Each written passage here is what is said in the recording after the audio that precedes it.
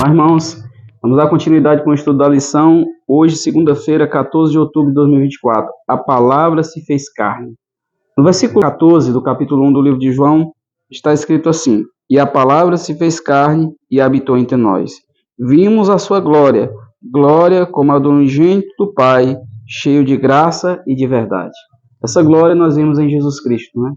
Quando Jesus Cristo veio a essa terra, e João diz assim: eis o Cordeiro, não o evangelista, mas o Batista, eis o Cordeiro de Deus que tira o pecado do mundo. Ele estava apontando Jesus como nosso Salvador, né? E nós, para podermos ser salvos, temos que ir a Jesus. Jesus é que é o caminho. Ele disse: eu sou o caminho, a verdade e a vida. E ninguém vem ao Pai se não for através de mim. Então Jesus é o único meio de você poder alcançar a salvação.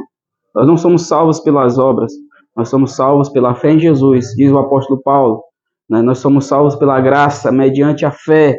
Isso não vem de vós, não vem de obras para que ninguém se glorie. Então dizer que nós acreditamos que nós somos salvos porque guardamos o sábado ou porque guardamos os mandamentos não é verdade. Nós não guardamos os mandamentos nem o sábado para ser salvos.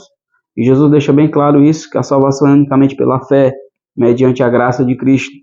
E aqui no Evangelho de João ele deixa claro que nós vimos a glória como do unigênito Filho de Deus, o Logos, né? Existia naquela época também muitas filosofias que usavam essa expressão de logos, uma palavra. Até mesmo o próprio Platão usava a palavra logos para uma definição espiritual e outra para uma definição material, vamos dizer assim, visível. E João usa de uma maneira diferente a maneira que eles usavam a palavra logos. Hoje nós sabemos que existem escritos mesopotâmicos contando a história da criação do mundo, que dizem que a Bíblia pegou esses escritos e foi feita uma capa, né, vamos dizer assim, diferente, mostrando que a Bíblia foi um plágio, né? Existem histórias desse tipo. E João agora usa a expressão logos para mostrar que Jesus, ele é o Criador, né? Ele estava no princípio, ele é a criação do mundo, né? No princípio da criação ele estava conosco.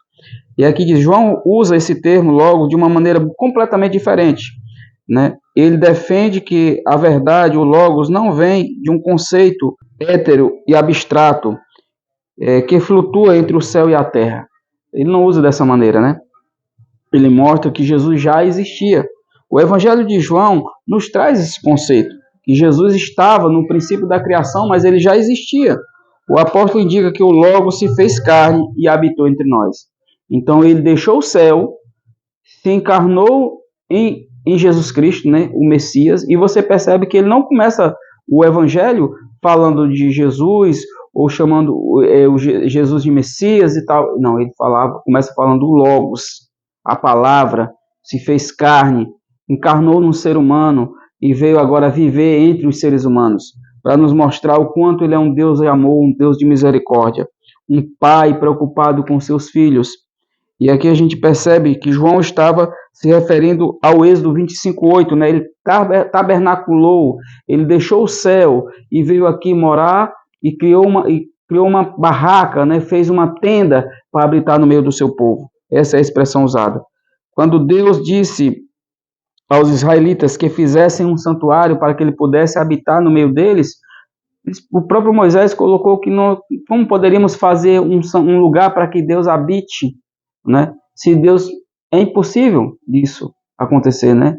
De tamanho era, Moisés entendia a grandiosidade do nosso Deus, né?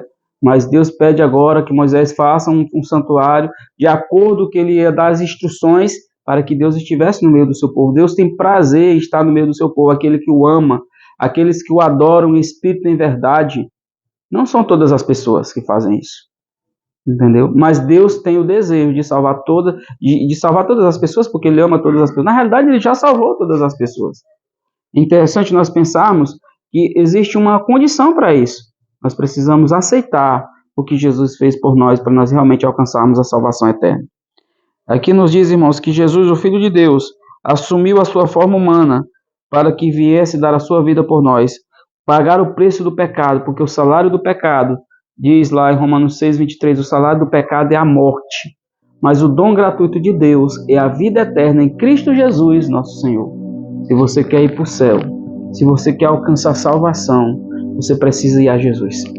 É o único caminho, é o único meio. de você ter vida eterna, de nunca mais nós morrermos, nunca mais nós adoecermos, nunca mais nós ouvimos falar de morte, de violência, de guerras, de fome, de catástrofes, de terrorismo que assola o nosso planeta. Jesus é a solução para tudo isso. Ele é o nosso Criador, o nosso mantenedor, o nosso Senhor e o nosso Salvador. Vamos orar? Grandioso Deus, obrigado, Senhor, por saber que tu é tudo isso na nossa vida. Ajuda-nos, Senhor, a reconhecermos a nossa necessidade de pecadores. Precisamos nos voltar para ti antes que seja tarde demais. Então, benção que nós te rogamos e te agradecemos, não porque sejamos merecedores, mas é nos méritos do Senhor Jesus Cristo, que vive e reina para todo sempre. Amém.